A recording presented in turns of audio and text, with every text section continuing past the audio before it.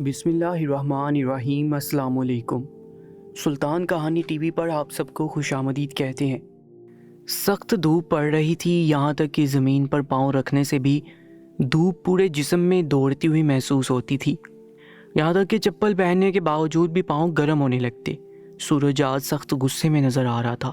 جب بھی صبح ہوتے ہی سورج کی کرنیں زمین کو چھو رہی تھی، تبھی ان میں بہت زیادہ تپش محسوس ہو رہی تھی، اور یہ تپش دوپہر تک برقرار رہی تھی۔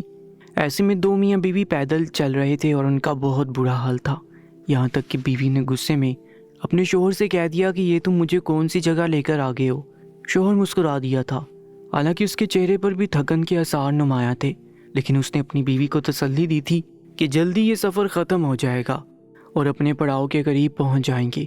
ہمیں یہیں پہنچنے کو کہا گیا ہے اور ہماری یہی منزل ہے، چنانچہ ہمیں ہمت نہیں ہارنی اور چلتے جانا ہے۔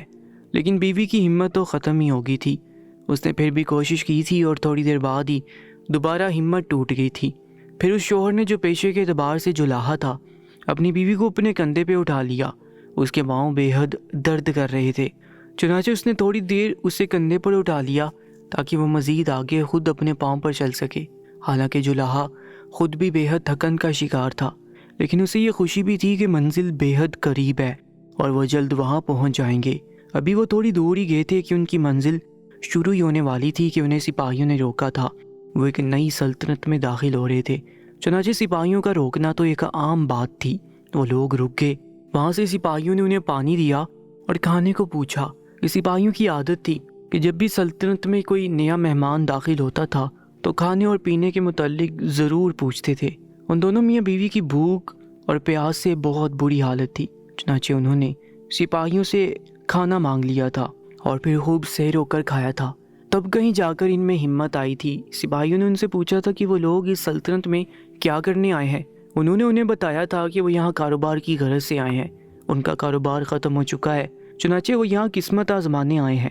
بیوی نے شوہر کو دیکھا تھا اور آنکھوں ہی آنکھوں میں اشارہ کیا تھا کہ اس نے یہ جھوٹ کیوں بولا ہے، جبکہ شوہر نے اس کا ہاتھ پکڑ کر دبایا تھا کہ وہ کچھ نہ بولے اور خاموش رہے۔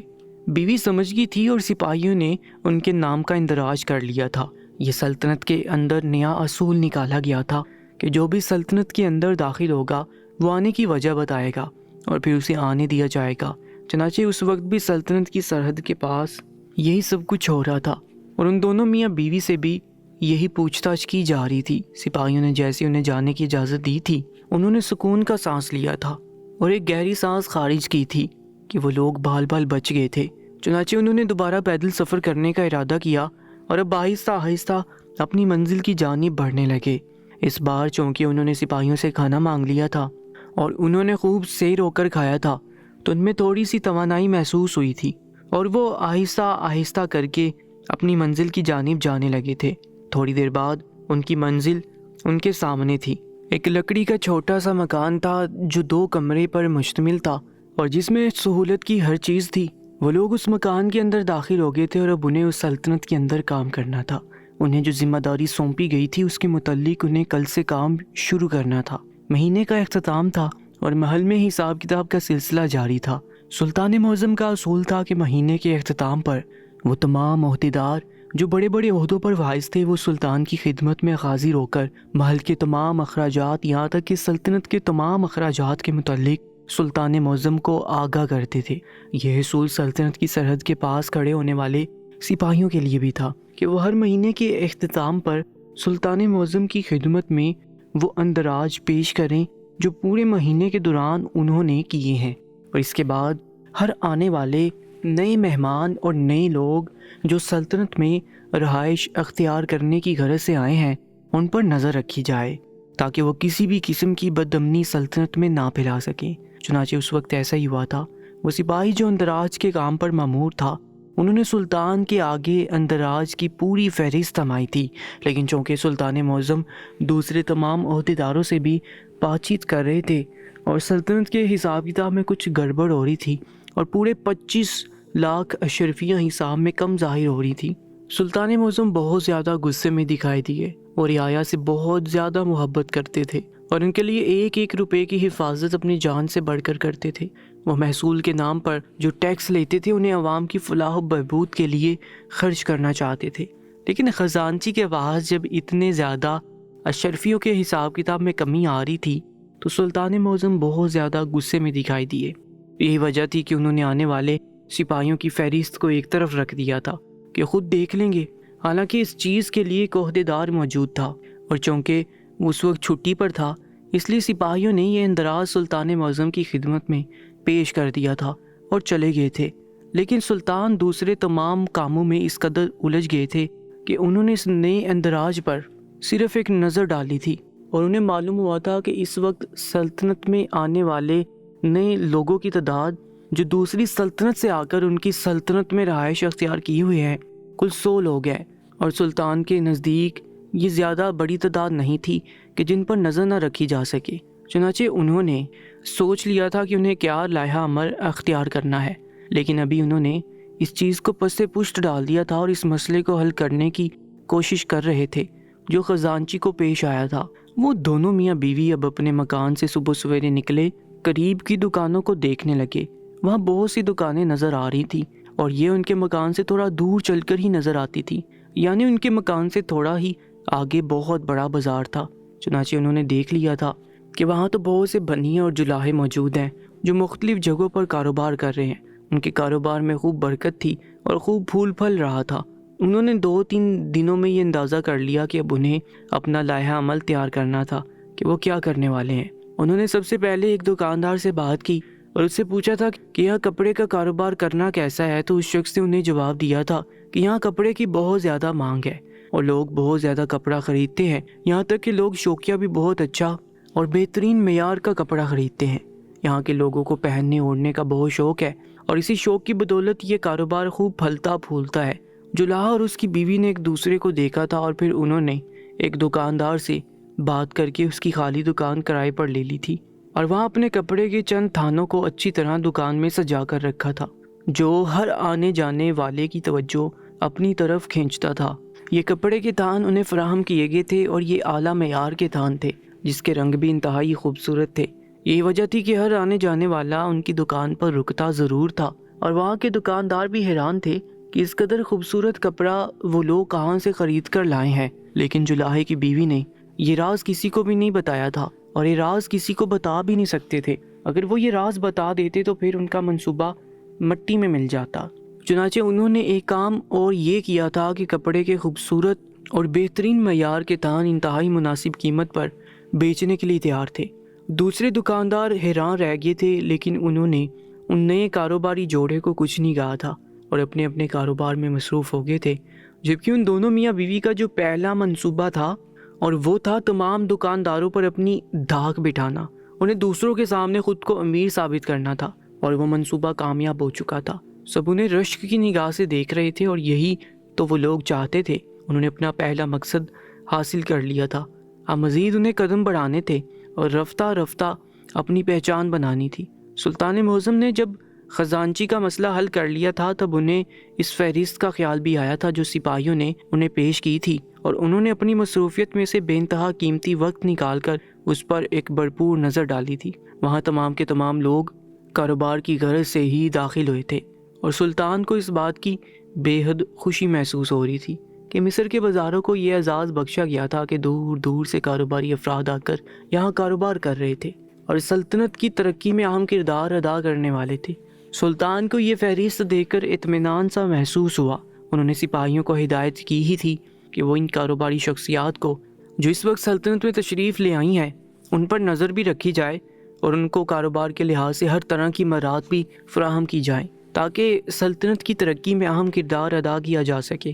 دوسری طرف سلطان نے بیس بدل کر بذات خود مصر کے مسالہ بازار میں جانے کا ارادہ کیا جہاں یہ کاروباری افراد پڑاؤ ڈالے ہوئے تھے۔ مصر کا مسالہ بازار صرف مسالے کے حوالے سے مشہور نہیں تھا بلکہ اس سے تھوڑا آگے ہی کپڑے اور راشن وغیرہ کی بہت سی دکانیں تھیں اور انہی کے آس پاس بہت سے لوگ آ کر ٹھہرے تھے اور انہوں نے کاروبار میں دلچسپی ظاہر کی تھی۔ چنانچہ سلطان معظم کا مصر کے مسالہ بازار میں گشت کرنا تو بنتا تھا اور انہوں نے سوچ لیا تھا کہ وہ بیس بدل کر ضرور اس بازار میں جائیں گے اور وہاں لوگوں کی کاروباری حوالے سے مشکلات اور پریشانیاں معلوم کریں گے اور پھر ان کا حل پیش کرنے کی بھی کوشش کریں گے۔ چنانچہ وہ بیس بدل کر مصر کے مسالہ بازار میں گئے۔ انہوں نے ہر ایک دکان کا جائزہ لیا۔ لوگ انہیں پہچان نہیں سکے تھے کیونکہ وہ سلطان معظم کے روپ میں تشریف نہیں لائے تھے، بلکہ وہ ایک عام آدمی کا بیس بدل کر بازار میں گشت کر رہے تھے۔ ہر ایک سے ان کے مسئلے مسائل پوچھ رہے تھے، اور مجموعی طور پر جب سلطان نے دیکھا کہ کسی بھی دکاندار کو کوئی بھی شکایت نہیں ہے تو انہیں بے حد خوشی محسوس ہوئی تھی۔ انہوں نے بازار کے امور میں معمولی عہدے داروں کو انعام و کرام سے نوازا، لیکن وہ یہ نہیں جانتے تھے کہ جلد ہی ان کے بازار کی یہ خوبصورتی اور امن و سکون برباد ہونے والا ہے۔ آج ہفتے کا وہ دوسرا دن تھا جب سلطان دربار لگایا کرتے تھے۔ انہوں نے تقریباً تمام فریادیوں کی فریاد سن لی تھی اور دربار برخاست کرنے کا حکم دیا ہی تھا کہ ایک بنیا بھاگتا ہوا سلطان کے دربار میں حاضر ہوا۔ سلطان کو اس کی حرکت ناگوار گزری تھی، لیکن چونکہ ابھی دربار ختم نہیں ہوا تھا، چنانچہ سلطان نے اس کو بیٹھنے کا اشارہ کیا، لیکن وہ بے حد ہانپ رہا تھا۔ یوں محسوس ہو رہا تھا کہ وہ بھاگ بھاگ کر آیا ہو۔ سلطان نے اسے بیٹھ کر سکون سے بات کرنے کا اشارہ کیا تھا، لیکن وہ بنیا بے حد اداس اور بے چین نظر آ رہا تھا۔ یہ اس کی حرکات سے واضح ہو رہا تھا۔ اس نے سلطان معظم کے سامنے ہاتھ جوڑ دیے اور کہا کہ سلطان معظم، آپ میرا مسئلہ حل کر دیجئے۔ سلطان معظم نے اس سے پوچھا تھا کہ تمہارا مسئلہ کیا ہے؟ اس نے جواب دیا تھا کہ میرے گھر سے چوری ہو گئی ہے، اور میرے گھر سے وہ تمام نقدی چوری ہو گئی ہے جو مجھے آگے بڑھنی تھی، جس کی وجہ سے میری دکان چل رہی تھی۔ میں نے ادھار پر بھی مال خریدا ہوا تھا، مجھے وہ ادھاریاں بھی چکانی تھیں، اور اس مقصد کے لیے میں نے پورے مہینے کا منافع اکٹھا کر کے حساب کتاب کر کے رکھا تھا، لیکن کل رات جیسے میں نے حساب کتاب چکانے کے لیے وہ رقم نکالنی چاہی تو وہ رقم اپنی جگہ سے غائب تھی، اور جس وقت رقم غائب ہے اس وقت صرف میری بیوی گھر میں موجود تھی۔ چنانچہ میں اس پر بالکل بھی شک نہیں کر سکتا، وہ ایسا بالکل نہیں کر سکتی، وہ میری ساتھی ہے، وہ نہیں چرا سکتی۔ لیکن پھر رقم کہاں گئی مجھے اس بات کی خبر نہیں ہو رہی، چنانچہ آپ میری مدد فرمائیے ورنہ میں برباد ہو جاؤں گا۔ سلطان معظم اس بنیے کو جانتے تھے، یہ بنیا مصر کے مسالہ بازار کا بے حد مشہور بنیا تھا۔ سلطان کو حیرت ہوئی کہ اس مشہور بنیے کو کس نے لوٹ لیا، حالانکہ ان کی سلطنت میں ایسا واقعہ پہلے کبھی بھی پیش نہیں آیا تھا۔ سلطان نے اسے تسلی دی تھی اور اسے یقین دلایا تھا کہ جلدی چور کو سب کے سامنے پیش کر دیا جائے گا اور اس طرح اس کی رقم بھی حاصل ہو جائے گی۔ بنیا مطمئن ہو کر چلا گیا تھا، لیکن سلطان معظم سوچ میں پڑ گئے تھے کہ آخر یہ سلطنت میں پہلی چوری کی روایت کس نے ڈالی۔ سلطان معظم نے جب اس بنیے کی فریاد سنی تھی تو انہیں بے حد فکر لاحق ہو گئی تھی، چنانچہ انہوں نے سوچ لیا تھا کہ وہ دوبارہ مصر کے مسالہ بازار میں گشت کرنے کے لیے جائیں گے اور اپنی ہر ممکن کوشش کریں گے کہ اس کے پیچھے جو بھی وجہ ہے وہ اسے معلوم کر سکیں۔ چنانچہ انہوں نے بیس بدل کر ایک بار پھر سے مصر کے مسالہ بازار میں گشت کرنے کا فیصلہ کیا۔ اب وہ بازار کی طرف بڑھ رہے تھے کہ بازار کے شروع ہونے سے پہلے جو لکڑی کا مکان وہاں بنا ہوا تھا، وہاں بہت سے لوگ اندر داخل ہوئے۔ سلطان کے پوچھنے پر معلوم ہوا تھا کہ یہ گھر جولاہے کا گھر ہے اور اس کے گھر بہت سے مہمان داخل ہوئے ہیں۔ چنانچہ سلطان آگے بڑھ گئے تھے۔ ابھی تھوڑی دیر گزری تھی کہ گشت کرتے ہوئے انہوں نے دیکھا تھا کہ ایک عورت بازار میں گھوم رہی تھی۔ اس کے چہرے پر فکر کی لکیریں صاف نظر آ رہی تھیں۔ وہ سلطان کی توجہ کا مرکز بن گئی تھی، کیونکہ وہ تھوڑی دیر چلتی پھر ایک دکان پر رک جاتی، کچھ سوچتی اور پھر کچھ کہے بغیر آگے بڑھ جاتی، اور پھر اس نے بنیے سے کچھ کہا تھا۔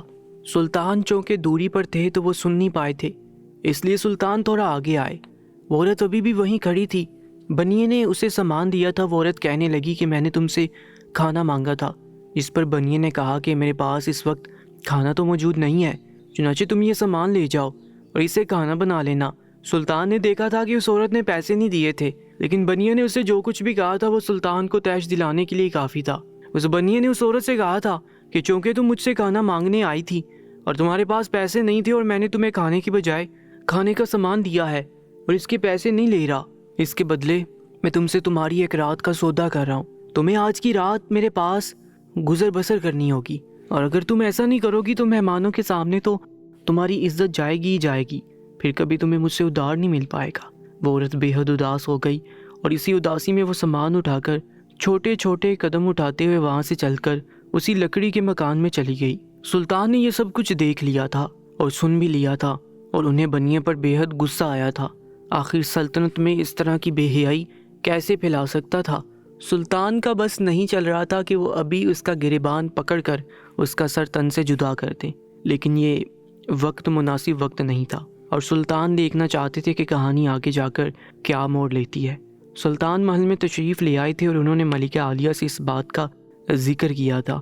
ملکہ عالیہ جیسے جیسے سنتی جا رہی تھی انہوں نے اپنے منہ پر ہاتھ رکھ لیا تھا، اور یہ ان دونوں کے لیے افسوس کا مقام تھا کہ ان کے ہوتے ہوئے جب تمام اقدامات کیے جا رہے تھے تو اس کے باوجود بے حیائی چھپی نہیں رہی تھی اور اس بنیے کی غلط نیت ان پر واضح ہو گئی تھی۔ اسی دوران جب سلطان واپس آئے اور ملکہ عالیہ سے تمام باتیں کہنے کے بعد جب وہ اپنے محل میں بیٹھے دیگر امور کو دیکھ رہے تھے تو ایک سپاہی دوڑتا ہوا اندر داخل ہوا تھا اور اس نے سلطان کو جو خبر دی تھی، سلطان کے چہرے پر بے تحاشا فکر مندی ظاہر ہو رہی تھی۔ سپاہی نے خبر دی تھی کہ مصر کا مشہور جلاحہ جو کافی عرصے سے یہاں کپڑوں کا کاروبار کر رہا ہے، اس کے یہاں سے بھی بہت سے کپڑوں کے تان چوری ہو گئے ہیں اور وہ بہت زیادہ پریشان تھا۔ سپاہیوں نے اسے تسلی دی تھی اور کہا تھا کہ وہ اپنے مسئلے ہم سے بیان کر دے تو ہم سلطان معظم تک یہ مسئلہ پہنچا دیں گے۔ سلطان معظم اب سوچ میں پڑ گئے تھے کہ ایک دن میں دو چوریاں کیسے ہو سکتی ہیں۔ یہ ان کے لیے افسوس کا مقام تھا کہ سلطنت میں اس قدر چوری چکاری ہونے لگی تھی۔ اب سلطان معظم نے سوچ لیا تھا کہ وہ تحقیقات کر کے رہیں گے اور چور کی کھوج کر کے رہیں گے۔ انہوں نے سپاہیوں کو بھی کچھ ہدایات دی اور مصر کے مسالہ بازار کا محاصرہ کرنے کا حکم دے دیا تھا۔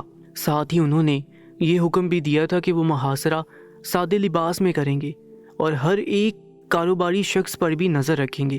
سپاہیوں نے ان کے حکم کی تعمیل کی تھی اور سر جھکا کر چلے گئے تھے۔ رات گہری ہو چکی تھی اور سناٹا چھا چکا تھا اور سلطان معظم ایک بار پھر مصر کے مسالہ بازار کی طرف بڑھ گئے اور اس بار وہ اکیلے تھے۔ انہیں معلوم کرنا تھا کہ جلاحے کی بیوی کیا کرتی ہے، آیا وہ سلطنت میں اس کی شکایت لگاتی ہے یا پھر وہ اس کی خواہش پوری کرنے اس کے گھر چل دے گی۔ اب بھی سلطان معظم راستے میں تھے کہ تیز بارش شروع ہو گئی تھی، لیکن انہوں نے ہمت نہیں ہاری تھی اور اپنے قدم آگے بڑھا دیے تھے۔ وہ اس لکڑی کے مکان تک پہنچ گئے تھے جو جلاحے کا مکان تھا اور مصر کے بازار سے پہلے موجود تھا۔ انہوں نے ایک درخت کی اوٹ لے لی تھی اور وہاں سے چھپ کر منظر دیکھنے لگے تھے۔ جلاحہ اس کی بیوی کو لے کر باہر نکلا تھا اور سلطان کے ماتھے پر لکیریں ابھری تھیں، اور یہ جلاحہ کیسا شوہر تھا جو خود اپنی بیوی کو بنیے کے پاس تحفے کے طور پر پیش کرنے کے لیے جا رہا تھا۔ بارش بہت زیادہ تیز ہونے لگی، یہاں تک کہ اس کی بیوی چل نہیں پا رہی تھی۔ جلاحہ نے اپنی بیوی کو اپنی پیٹھ پر اٹھا لیا اور اس کے بعد آہستہ آہستہ وہ بنیے کے گھر کی طرف ہی جانے لگے۔ اس بنیے کا گھر بھی اس کی دکان کے برابر میں ہی تھا، لہٰذا سلطان معظم کو اچھی طرح معلوم ہو گیا تھا۔ سلطان معظم بھی ان کے ساتھ ساتھ آگے بڑھتے چلے جا رہے تھے، یہاں تک کہ جلاحے نے اپنی بیوی کو اپنی پیٹھ پر زمین کی طرف اتارا تھا اور پھر اسے کچھ کہہ کر اندر بھیجا تھا۔ سلطان معظم ششدر رہ گئے تھے کہ یہ آخر کیا معاملہ ہے اور کیا ماجرا ہے۔ جلاحہ خود کیسے اپنی بیوی کو بنیے کے آگے پیش کر سکتا ہے جبکہ بات چند روپوں کے سامان کی تھی؟ اس کے لیے وہ اپنی بیوی کی عزت کیسے بیچ سکتا تھا؟ سلطان معظم کے دماغ میں بے شمار سوالات جنم لے رہے تھے، لیکن جواب ایک بھی نہیں تھا۔ ابھی تھوڑی دیر گزری تھی کہ جلاحے کی بیوی بنیے کے گھر سے باہر نکل گئی اور پھر جلاحے نے دوبارہ اسے اپنی پیٹھ پر لادا تھا اور گھر کی طرف چل دیا تھا۔ سلطان معظم کی حیرت کی انتہا نہیں رہی تھی کہ انہوں نے اپنی آنکھوں سے کیا دیکھ لیا تھا۔ انہوں نے دیکھا تھا کہ ایک جلاحہ یعنی ایک شوہر اپنی بیوی کو خود بنیے کی خواہش پوری کرنے کے لیے اس کے پاس چھوڑ گیا تھا۔ سلطان معظم کا بس نہیں چل رہا تھا کہ وہ نہ صرف ان دونوں میاں بیوی بلکہ بنیے کا بھی سر تن سے جدا کر دے، لیکن وہ جلد بازی میں کوئی فیصلہ نہیں کرنا چاہتے تھے۔ ابھی انہیں سپاہیوں کی تحقیقات کے نتائج کا بھی انتظار تھا، چنانچہ وہ خاموشی سے محل کی جانب روانہ ہو گئے۔ صبح ہوتے ہی سلطان معظم نے تمام قصہ ملکہ عالیہ کو سنایا تو وہ بھی سوچ میں پڑ گئیں۔ انہوں نے سلطان معظم سے کہا کہ جو انہوں نے دیکھا ہے وہ سچ نہیں ہو سکتا، سچ ضرور کچھ اور ہے جو ہمیں نظر نہیں آ رہا، چنانچہ ہمیں جلد بازی میں فیصلہ نہیں لینا چاہیے بلکہ ہمیں مزید تحقیقات کرنی چاہیے، اور جلاحے اور اس کی بیوی کے بارے میں آپ سپاہیوں کو ہدایت کر دیں کہ وہ ان کی تمام معلومات آپ تک پہنچا دے، جبکہ بنیے کی معلومات تو آپ کو پہلے سے ہی معلوم ہے کہ وہ مصر کے بازار کا سب سے مشہور بنیا ہے۔ ہو سکتا ہے جلاحے کی خوبصورت بیوی کو دیکھ کر اس کی نیت خراب ہو گئی ہو، یا جلاحہ اور اس کی بیوی بہت زیادہ مجبور ہوں، انہیں مجبوری میں یہ قدم اٹھانا پڑا ہو، لیکن بہرحال بات جو بھی ہو ہمیں سوچ سمجھ کر اور پوری تسلی کے ساتھ تحقیقات کرنے کے بعد فیصلہ لینا چاہیے۔ یہ نہ ہو کہ کسی کے ساتھ ناانصافی ہو جائے اور کوئی ہمارے ظلم کا شکار ہو جائے۔ سلطان معظم ملکہ عالیہ کی سوچ پر بہت خوش ہوئے تھے انہوں نے ان کے کہنے کے مطابق ہی جلاہا اور اس کی بیوی کے بارے میں سپاہیوں کو تحقیقات کرنے کا حکم دے دیا تھا۔ اس کے ساتھ ساتھ انہوں نے سپاہیوں کو ہدایت کی تھی کہ جتنی جلدی ہو سکے ان کے بارے میں معلومات ان کے دربار میں پہنچا دی جائے۔ سپاہیوں نے ایسے ہی کیا تھا۔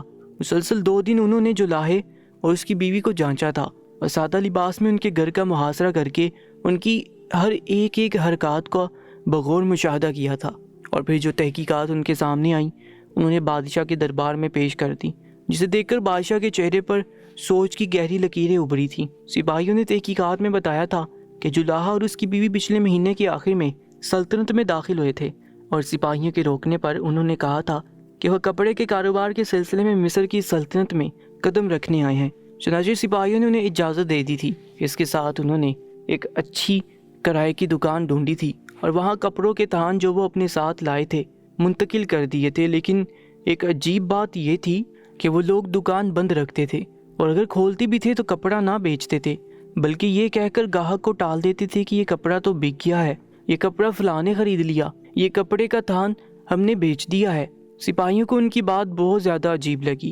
اس کے ساتھ ساتھ انہوں نے ایک مشاہدہ یہ بھی کیا تھا کہ ہر 2 دن بعد ان کے گھر مہمان کی آمد ہوتی تھی، اور پھر جلاہے کی بیوی مصر کے بازار میں بنیوں سے ادار مانگتی نظر آتی تھی اور انہیں یہ قصہ سناتی تھی کہ ان کے کپڑے کے تھان نہیں بک رہے، بلکہ گاہک آتے ہیں، دیکھتے اور پھر دیکھ کر چلے جاتے ہیں، ان کا کاروبار بہت زیادہ نقصان میں جا رہا ہے، چنانچہ اسے ادار کی ضرورت ہے۔ مصر کے بنیے چونکہ عادتاً بہت زیادہ سخت مزاج تھے اور کسی کو ادار دینے میں بہت زیادہ کنجوس تھے، چنانچہ وہ اسے اسی دن واپس کرنے کا کہہ دیتے تھے اور وہ مان بھی جاتی تھی اور رات کے وقت ان کا قرض چکانے کی حامی بڑھ لیتی تھی۔ سپاہیوں نے یہ مشاہدہ بھی کیا تھا کہ جلاہے کی بیوی ہی ہر بار ادار مانگتی نظر آتی تھی۔ جلاہا خود یہ کام نہیں کرتا تھا، اور جب اس کی بیوی ادار مانگنے بازار میں آتی تھی تو خوب زیب و زینت کر کے آتی تھی، یہاں تک کہ بازار میں لوگ اس کی خوبصورتی سے متعلق باتیں کرتے بھی پائے گئے تھے۔ اس کے ساتھ ساتھ سپاہیوں نے کہا تھا کہ انہوں نے عجیب قصہ دیکھا تھا۔ مصر کے مشہور بنیے کے گھر سے جلاہا اور اس کی بیوی نکلے تھے، اور جلاہے کی بیوی نے اپنی چادر میں کچھ چھپایا ہوا تھا، اور پھر وہ لوگ اپنے گھر کی طرف بڑھ گئے تھے۔ ابھی سلطان معظم نے یہ تحقیقات پڑھی تھی اور ملکہ عالیہ کو بھی پڑھ کر سنائی تھی، تو ان دونوں نے ایک دوسرے کی طرف حیرت سے دیکھا۔ ملکہ عالیہ نے سلطان معظم سے کہا کہ کہانی کا ایک سرا ہمارے ہاتھ میں آ گیا ہے، اور سلطان معظم نے بھی ان کی تائید کی تھی اور کہا تھا کہ مجھے یہ سارا کھیل سمجھ میں آ گیا ہے، لیکن اب مجھے ایک اور تحقیق کروانی ہے اور اس کے بعد ہم مکمل اس معاملے کو حل کر دیں گے۔ ملکہ عالیہ نے بھی سلطان معظم کو تسلی دی تھی اور کہا تھا کہ انشاءاللہ ہماری سلطنت پر کبھی برا وقت نہیں آئے گا، اور جس قدر محنت اور جافشانی سے ہم سلطنت اور رعایا کی خدمت کر رہے ہیں، کوئی بھی ہماری سلطنت کا بال بھی باقا نہیں کر سکتا۔ چنانچہ سلطان معظم نے دوبارہ سپاہیوں کو ایک حکم دیا تھا اور کہا تھا کہ جلاہے اور اس کی بیوی کے گھر پر آنے والے مہمان کے بارے میں مکمل معلومات حاصل کی جائے کہ وہ کہاں رہتا ہے، کون ہے، کہاں سے آتا ہے، کیا کرتا ہے، اور ہر 2 دن بعد جلاہا اور اس کی بیوی کے گھر پر کیوں آتا ہے۔ سپاہیوں نے سلطان معظم کے حکم کی تعمیل کی تھی اور جلاہا اور اس کی بیوی کے مکان کے گرد چھپ کر دیکھنے لگے تھے، کیونکہ آج وہی دن تھا جب ان کا مہمان آنا تھا۔ چنانچہ مہمان تشریف لائے تھے، سپاہی ان کے نکلنے کا انتظار کر رہے تھے۔ کافی دیر بعد کیونکہ مہمان دوبارہ باہر آئے تھے، اور پھر جلاہے اور اس کی بیوی کو آہستگی سے کچھ کہا تھا اور چل دیے تھے۔ وہ 2 لوگ تھے۔ سپاہیوں نے ان کا پیچھا کرنا شروع کر دیا تھا، یہاں تک کہ وہ سرحد پر پہنچ گئے۔ انہوں نے سپاہیوں سے کچھ کہا تھا اور وہاں سے چل دیے تھے۔ ان کے جاتی محل میں تحقیقات کے لیے مقرر کیے گئے سپاہی سرحدی سپاہیوں کے پاس پہنچے اور ان سے معلومات حاصل کرنے کی کوشش کی۔ سرحدی سپاہی چونکہ اس بات کے پابند تھے کہ وہ سرحدوں میں آنے جانے والوں کی فہرست سے سلطان معظم اور ان امور پر مشتمل عہدیداروں کے متعلق لوگوں کو فراہم کریں گے، چنانچہ انہوں نے محل میں موجود سپاہیوں کو یہ فہرست دینے سے انکار کر دیا۔ لیکن پھر جب انہوں نے سلطان معظم کا حکم نامہ انہیں دکھایا تھا تو وہ لوگ راضی ہو گئے تھے، اور اس فہرست سے انہیں معلوم ہوا تھا کہ یہ مہمان مہینے میں تقریباً 4 بار ضرور یہاں آتے تھے، اور یہ کسی اور جگہ سے اپنی بیٹی سے ملنے آتے تھے۔ انہوں نے خود کو جلاہے کی بیوی کے بھائی اور باپ ظاہر کیا تھا جو ان سے ان کی خبر لینے آتے تھے۔ چونکہ جلاہے کی بیوی اکلوتی بیٹی تھی، لہٰذا اس کے باپ اور بھائی اس سے ملنے مہینے میں تقریباً 4 بار ضرور آتے تھے، اور ہر بار کے آنے جانے کا اندراج سپاہیوں کے پاس درج تھا۔ سپاہیوں نے انہیں یہ بات بھی بتائی تھی کہ جب وہ لوگ مصر کی سلطنت کے اندر داخل ہوتے ہیں تو خالی ہاتھ ہوتے ہیں، لیکن جیسے وہ واپس جاتے ہیں تو ان کے پاس تھیلے ہوتے ہیں جو وہ لوگ یہ کہہ کر چھپا لیتے ہیں کہ یہ ہماری بیٹی نے ہمارے لیے کچھ کپڑے سیے تھے جو ہمیں تحفے کے طور پر دیتی ہے، اور اس نے ہمیں کھانا دیا ہے تاکہ ہم راستے میں اپنا پیٹ بھر سکیں اور بحفاظت منزل تک پہنچ سکیں۔ سپاہیوں نے جو تحقیقات کی تھی وہ منوان سلطان معظم کو پہنچا دی تھی، اور سلطان معظم کے سامنے پورا منصوبہ ظاہر ہو گیا تھا۔ سلطان معظم کو ساری کہانی سمجھ میں آ گئی تھی۔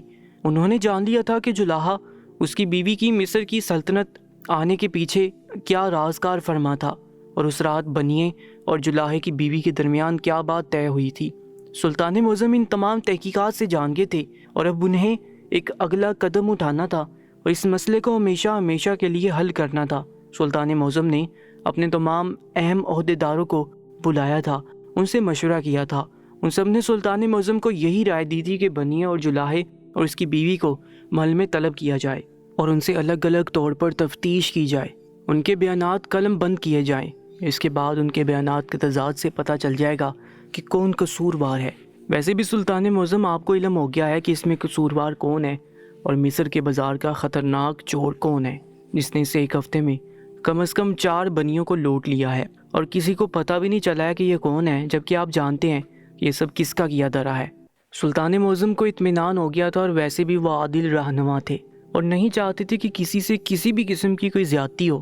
اس کے ساتھ ساتھ انہوں نے سپاہیوں کو بلوایا تھا اور انہیں ایک اور حکم دیا تھا اور کہا تھا کہ کسی کو کانو کان بھی خبر نہیں ہونی چاہیے کہ سلطان معظم نے انہیں کیا حکم دیا ہے، کیونکہ اب بہت سی شکایات آ رہی تھی اور سب کے سب اس مسئلے کا حل چاہتے تھے۔ چنانچہ جتنی جلدی یہ کام ہو سکے اتنی جلدی کر لینا چاہیے، ورنہ جب رعایا کو انتظار کرنا پڑے گا تو پھر ان کے اندر غم و غصہ پیدا ہوگا، اور یہ غم و غصہ ان کو بغاوت کی طرف لے جائے گا، اور میں اپنی سلطنت کو کسی بھی قسم کی بغاوت کی طرف نہیں لے جانا چاہتا۔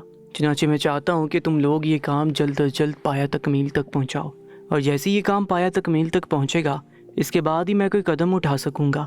سپاہیوں نے سلطان معظم کے حکم کے آگے سر جھکا دیا تھا، انہیں یقین دلایا تھا کہ وہ جلد از جلد یہ کام کر لیں گے، اور سلطان معظم کے حکم کے مطابق سپاہیوں نے ایسا ہی کیا تھا۔ انہوں نے جلد از جلد اس کام کو پایہ تکمیل تک پہنچا دیا تھا، اور جن 2 لوگوں کی گرفتاری کا سلطان نے انہیں حکم دیا تھا انہوں نے اسے گرفتار کر لیا تھا۔ ہوا یہ تھا کہ جلاہے اور اس کی بیوی سے ملنے وہ 2 افراد دوبارہ تشریف لائے تھے، اور جیسے وہ ان سے مل کر گئے تھے تو سپاہیوں نے ان پر حملہ کر کے انہیں بے ہوش کر دیا تھا، اور اس کے بعد ان کی تھیلوں کا جائزہ لیا گیا، اور جو کچھ انہوں نے دیکھا تھا تو حیران رہ گئے تھے۔ سپاہیوں کو بھی حقیقت کا علم ہو گیا تھا، انہوں نے جو کچھ دیکھا تھا اور جو کچھ ان 2 افراد سے قبضے میں لیا تھا وہ سب کا سب انہوں نے سلطان معظم کی خدمت میں پیش کیا تھا، اور اس کے ساتھ سلطان معظم نے ان 2 افراد سے خوب تفتیش کی، اور جو کچھ سچ سامنے آیا وہ انہیں حیران کرنے کے لیے کافی تھا۔ وہ سوچ بھی نہیں سکتے تھے کہ کوئی اس طرح بھی ان کی سلطنت کی بربادی کرنا چاہتا ہے۔ چنانچہ انہوں نے ان دونوں افراد کو زندان میں ڈال دیا تھا، اور اب آگے کا لائحہ عمل طے کیا تھا۔ سلطان نے حکم دیا تھا کہ ان تمام بنیوں کو دربار میں پیش کیا جائے جن کے سامان چوری ہوئے تھے اور جنہوں نے محل میں شکایت درج کروائی تھی۔ اس کے ساتھ ساتھ سلطان نے یہ بھی حکم دیا تھا کہ مصر کے بازار کے اس مشہور بنیے کو بھی گرفتار کیا جائے جس نے شکایت درج نہیں کروائی تھی۔ سپاہی ان بنیوں کو سلطان کی خدمت میں لے کر آئے تھے۔ سلطان نے سب کو اپنے سامنے بٹھایا اور ان سے تفتیش شروع کر دی۔ سب سے پہلے سلطان نے پہلے بنیے سے تفتیش کی تھی اور اس سے چند سوالات کیے تھے۔ سلطان نے اس سے پوچھا تھا کہ جب اس نے اپنی بیوی کے پاس پیسے رکھوائے تھے تو کیا اس نے گنے تھے؟ اس نے اس بات میں سر ہلا دیا۔ تب سلطان نے اسے دوسرا سوال کیا کہ واقعی اس کے پیسے چوری ہوئے تھے، جس پر اس نے ہاں کہا تھا، کیونکہ سلطان نے اسے دوبارہ کہا تھا کہ کیا وہ سچ بول رہا ہے۔ تب اس نے کہا تھا کہ وہ اپنی بیوی کو بلا کر اس کی گواہی سنوانا چاہے گا۔ چنانچہ سلطان نے حکم دیا تھا کہ اس آدمی کی بیوی کو بلایا جائے۔ اسے محل میں حاضر کیا گیا تھا، اور پھر سلطان نے اس سے سوال کیا تھا کہ کیا واقعی پیسے گھر سے چوری ہوئے تھے یا پھر کسی نے اس سے ادھار لیے تھے، اور اس نے شوہر کے ڈر سے جھوٹ بولا تھا۔ تب اس کی بیوی گھبرائی تھی اور پھر ڈر کر اس نے سچ بول دیا تھا کہ میرے شوہر نے مجھے جلاہے کی بیوی سے تعلق رکھنے سے منع کیا تھا، لیکن وہ میرے پاس آئی تھی اور مجھ سے پیسے مانگے تھے، میں نے اسے دے دیے تھے، لیکن وہ واپس نہیں کر رہی تھی، روز بہانے بناتی تھی، اس لیے میں نے اپنے شوہر سے جھوٹ بولا تھا، جبکہ سچ تو یہی ہے کہ وہ پیسے چوری نہیں ہوئے تھے بلکہ ادھار لیے گئے تھے۔ یہ کہہ کر اس کی بیوی چپ ہو گئی تھی۔ یہ پہلا جرم تھا جو جلاہے کی بیوی پر ثابت ہو گیا تھا۔ اسی طرح سلطان نے تمام بنیوں سے تفتیش کی تھی اور سب کے سب جرم جلاہے کی بیوی کے نام نکلے تھے۔ سلطان کی تحقیق بالکل صحیح ثابت ہوئی تھی۔ اب سلطان نے سب سے بڑے بنیے جس نے جلاہے کی بیوی کو راشن دینے کے بدلے میں ایک رات گزارنے کا کہا تھا، اسے تفتیش شروع کی۔ سلطان نے اس سے پوچھا تھا کہ جلاہے کی بیوی نے اس کی دکان پر آ کر کیا کہا تھا۔ وہ گھبرا گیا تھا۔ اس نے کہا کہ جلاہے کی بیوی اس کی دکان پر کچھ بھی لینے نہیں آئی۔ اب سلطان نے سپاہیوں کو حکم دیا کہ اسے ایک تھپڑ رسید کیا جائے، اور یہ اس کے جھوٹ کا انجام ہے اور جھوٹ کی سزا تھی جو اسے دی جا رہی تھی۔ سلطان نے اس سے کہا تھا کہ انہوں نے اپنی آنکھوں سے اس کی دکان پر جلاہے کی بیوی کو سامان لینے کے لیے آتے دیکھا تھا، اور اس نے ان سے ادھار مانگا تھا جس کے بدلے تم نے اس کے سامنے شرمناک شرط رکھی تھی، اور یہ تمہاری غلط نیت تھی جو تم نے اپنی ہوس کا شکار ہو کر کہی تھی۔ اب تم مجھے بتاؤ کہ اس رات جلاہے کی بیوی تمہارے مطالبے کی وجہ سے آئی تھی، اور اب تم محل میں سب کے سامنے بتاؤ کہ اس رات کیا ہوا تھا۔ سلطان نے غضبناک انداز میں اسے حکم دیا تھا۔ وہ بے حد ڈر گیا۔ اس نے سلطان کو بتایا کہ اس رات جب جلاہے کی بیوی اس کے مطالبے کے مطابق گھر آئی تھی تو اس نے مجھ سے ادھر ادھر کی باتیں کی تھی، اور اس کے بعد اس نے مجھے ایک مشروب پیش کیا۔ اس مشروب کو پینے کے بعد مجھے کچھ ہوش نہیں رہا تھا، اور جب صبح میری آنکھ کھلی تھی تو مجھے پتہ چلا کہ میرے گھر سے انتہائی قیمتی سامان غائب ہو گیا ہے، اور مجھے پتہ تھا کہ جلاہے کی بیوی نے یہ سب کیا ہے، لیکن میں آپ کے پاس یہ شکایت نہیں کرنا چاہتا تھا کیونکہ میری غلطی تھی کہ میں نے اس سے غلط مطالبہ کیا تھا، اور میری شکایت کرنے کے بعد آپ کو میرے غلط مطالبے کا علم ہو جاتا۔ اس وجہ سے میں نے کوئی شکایت نہیں کی۔ یہ کہہ کر وہ بنیا خاموش ہو گیا۔ سچ سب کے سامنے آ گیا تھا، اور سب کو علم ہو گیا تھا کہ جلاہے کی بیوی اور اس کے شوہر بہت بڑے ٹھگ تھے جو سلطان کی سلطنت میں لوٹ ماری کے لیے خاص طور پر لائے گئے تھے، اور یہ ایک وظیفہ تھا جو انہیں سلطان کے دشمن کی طرف سے سونپا گیا تھا۔ سلطان معظم کی تحقیقات سے ساری باتیں سامنے آ گئی تھی، لیکن اس کے باوجود بھی سلطان نے تمام بنیوں کو بلا کر ان کے بیانات قلم بند کیے تھے۔ اب سلطان کا یہ لائحہ عمل تھا کہ وہ جلاہے اور اس کی بیوی کو گرفتار کروا کر محل میں لانا چاہتے تھے، لیکن پھر انہوں نے ایک نیا حکم صادر کیا اور کہا تھا کہ جلاہے کی بیوی کو کہا جائے کہ سلطان معظم اس کو انصاف دلانے کے لیے محل میں طلب کر رہے ہیں۔ جلاہے اور اس کی بیوی کو معلوم ہوا تھا تو ان کی بانچیں کھل گئیں، اور یہ ایک نیا منصوبہ بنایا تھا۔ ان کا یہ ارادہ تھا کہ وہ سلطان معظم سے بھی بہت سی رقم ہتھیا لیں گے اور اپنے پیسے کھڑے کر لیں گے۔ سلطان کے حکم پر وہ لوگ باغے باغے سپاہیوں کے ساتھ محل میں تشریف لائے تھے۔ اس وقت سلطان نے تمام بنیوں کو ایک طرف چھپ کر تماشا دیکھنے کے لیے بٹھایا تھا، اور درباریوں کی صورت رعایا کو بھی بلایا تھا، جبکہ ان کو معلوم نہیں ہو سکا تھا کہ یہ درباری نہیں بلکہ حقیقت بتانے کے لیے رعایا کو بلایا گیا ہے۔ جلاہا اور اس کی بیوی سلطان کی خدمت میں حاضر ہو گئے تھے۔ سلطان معظم نے اپنے سامنے پا کر انہیں بتایا تھا کہ وہ بیس بدل کر مصر کے مسالہ بازار میں گشت کر رہے تھے۔ انہوں نے دیکھا تھا کہ تمہارے گھر میں مہمان آئے تھے اور مہمانوں کے لیے شاید کھانا موجود نہیں تھا، تبھی تمہاری بیوی پریشان صورت میں گھر سے نکلی تھی اور بنیے کی دکان کی طرف گئی تھی۔ اس نے بنیے سے راشن طلب کیا تھا اور بنیے نے جواباً اس سے شرمناک مطالبہ کیا تھا۔ میں نے وہ مطالبہ سن لیا تھا، تبھی میں نے سوچ لیا تھا کہ میں بنیے کی شر سے تم لوگوں کو بچاؤں گا، اور میں نے یہ بھی دیکھ لیا تھا کہ تم نے غربت کی وجہ سے اپنی بیوی کو اس کے پاس ایک رات گزارنے کے لیے بھیج دیا تھا۔ اب تم لوگ یہ بتاؤ کہ بنیے کی کیا سزا مقرر کی جائے۔ یہ سنتے ہی جلاہے کی بیوی اونچا اونچا رونے لگی تھی اور کہنے لگی تھی کہ اس بنیے نے اس کے ساتھ بہت برا سلوک کیا تھا، یہاں تک کہ اس نے اسے بے پناہ تشدد کا نشانہ بنایا تھا، اور ایسے مزید مطالبات شروع کیے تھے اور یہ شرطیں عائد کی تھیں کہ جب تک وہ اسے راشن فراہم کرتا رہے گا تب تک وہ اسے اپنے پاس بلاتا رہے گا۔ یہ کہہ کر وہ پھوٹ پھوٹ کر رو دی تھی۔ سلطان سمیت تمام بنیوں نے اس کے مگرمچھ کے آنسو دیکھے، اور رعایا نے بھی اپنے سامنے ان دونوں ٹھگوں کی مکاری کو دیکھ لیا تھا۔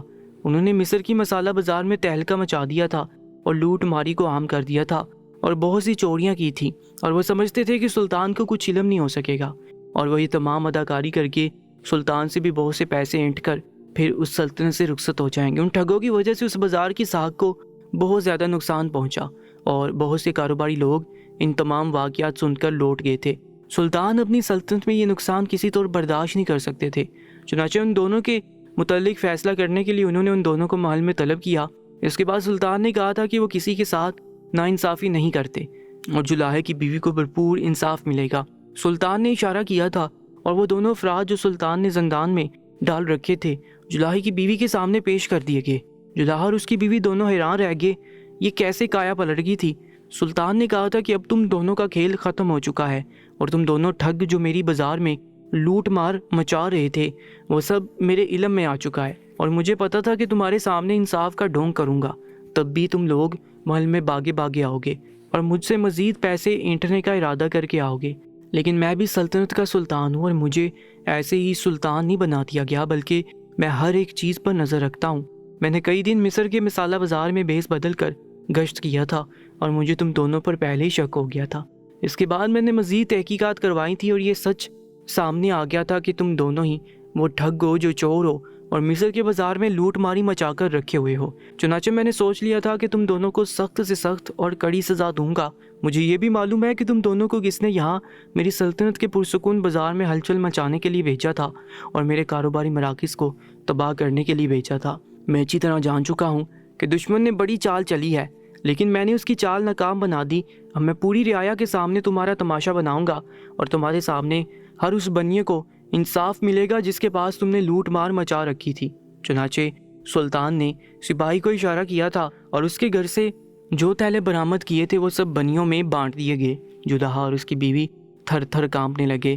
ان کا یہ وظیفہ بری طرح ناکام ہو گیا تھا۔ حالانکہ اس سے پہلے انہوں نے جتنے بھی وظیفے کیے تھے وہ سب کے سب کامیاب ہوئے تھے، لیکن یہ سلطنت اور اس کے سلطان اپنی رعایا سے بے انتہا محبت کرتے تھے، چنانچہ انہوں نے ہر لحاظ سے اپنی رعایا کا خیال رکھا تھا۔ یہی وجہ تھی کہ وہ لوگ پکڑے گئے تھے، کیونکہ سلطان کی نظر مصر کے مشہور بازار پر تھی، اور انہیں علم ہو گیا تھا کہ کوئی ان کے پرسکون کاروباری مرکز کو نقصان پہنچانا چاہتا ہے۔ چنانچہ انہوں نے پہلے سے ہی گشت شروع کر دی تھی، اور نتیجہ یہ سامنے نکلا تھا کہ 1 مہینے کے اندر اندر ان کی چالیں سلطان کے سامنے آ گئیں، اور وہ لوگ ناکام ہو گئے۔ اب انہیں پتہ تھا کہ ان کا انجام کیا ہوگا۔ سلطان نے سپاہیوں کو اشارہ کیا تھا، اور سپاہیوں نے ایک بڑی سی تلوار سلطان کی طرف بڑھا دی۔ ان دونوں کے ہاتھ باندھ دیے گئے، اور سب کے سامنے ان دونوں کی گردنیں اڑا دی گئیں۔ تب سلطان نے کہا تھا کہ میری سلطنت میں کسی کے ساتھ ناانصافی نہیں کی جائے گی، اور سب کو انصاف فراہم کیا جائے گا۔ اس کے ساتھ سلطان نے اس بنیے کو بھی چند سال کے لیے قید میں ڈالا تھا جس نے ایک عورت پر غلط نظر رکھی تھی، چاہے وہ عورت غلط ہی کیوں نہ ہو، لیکن اس نے اس کا غلط فائدہ اٹھانا چاہا تھا۔ چنانچہ اس بنیے کو بھی سزا دی گئی تھی۔ اس طرح اس کہانی کا انجام ہوا تھا، اور سلطان نے اپنی فہم و فراست سے اس مشکل مسئلے کو حل کر لیا تھا۔ جن دوستوں نے ہماری آج کی یہ کہانی مکمل پڑھی ہے، ان سے گزارش ہے کہ اپنا نام کامنٹ سیکشن میں لازمی سے لکھے گا۔ اگلی ویڈیو میں انشاءاللہ میں آپ کے ناموں کو ریڈ کروں گا۔ اپنا بہت زیادہ خیال رکھا کریں۔ تب تک کے لیے اللہ نگہبان۔